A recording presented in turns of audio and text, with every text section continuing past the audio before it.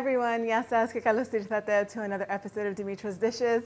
Today I'm going to teach you how to make a luscious lemon coconut cake. It is so moist and delicious, and as always, simple to put together. Let's get started. Okay, so for the dry ingredients, we have 2 cups or 250 grams of all-purpose flour. I'm going to add 1 cup of almond flour, 100 grams of it. There's a half a teaspoon of salt, half a teaspoon of baking soda, and 2 teaspoons of baking powder in here. I'm just going to whisk everything all together. And then go ahead and add the zest of 2 or 3 lemons. And only zest the shiny yellow part. Whenever you get down to the white part, you don't want to zest that because it's pretty bitter.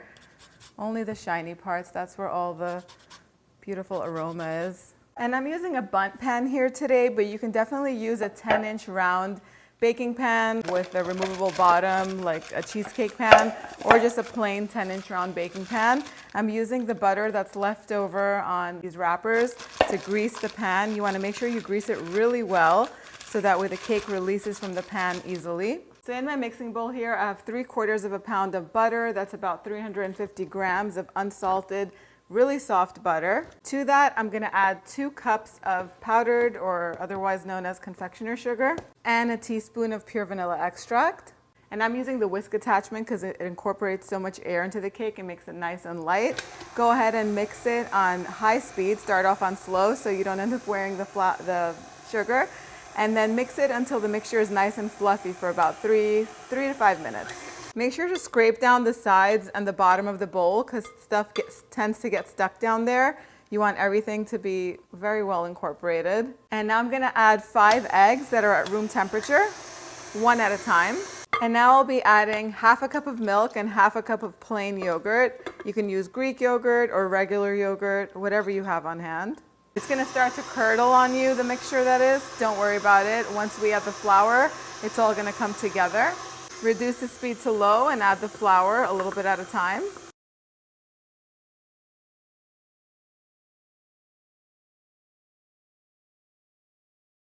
And when you have a little bit of flour left in the bowl, go ahead and add 2 cups of shredded coconut. This is shredded sweetened coconut, and just toss it all together and add the coconut to the mixer. Give the mixture a final mix with a spatula and then transfer it into your prepared pan.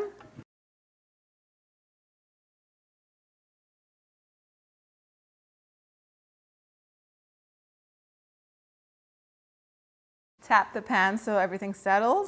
You can just smooth out the top.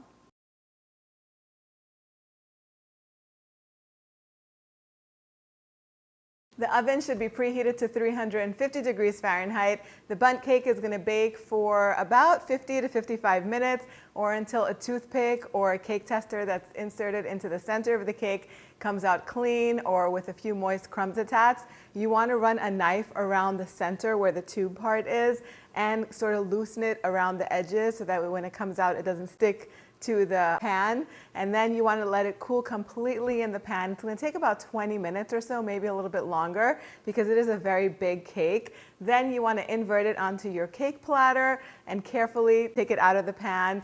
Again, if it's still warm at this time, you want to let it set completely while you make the icing. The icing is so delicious. You're going to add 8 ounces of nice and soft room temperature cream cheese to a bowl of the mixer that's been fitted with the whisk attachment, with 1 cup of powdered sugar or confectioner sugar and about 3 or 4 tablespoons of fresh lemon juice. You're also going to add the zest of a lemon to this. You want it to be nice and lemony, and whisk that all up until it's nice and smooth and creamy. Then you're going to want to set it aside or transfer it to another bowl and cover it with a clean kitchen towel if you're doing this way ahead of time so it doesn't form a skin on top. Once you're ready to ice the cake, I like to transfer this to a piping bag that's been fitted with a large open star attachment.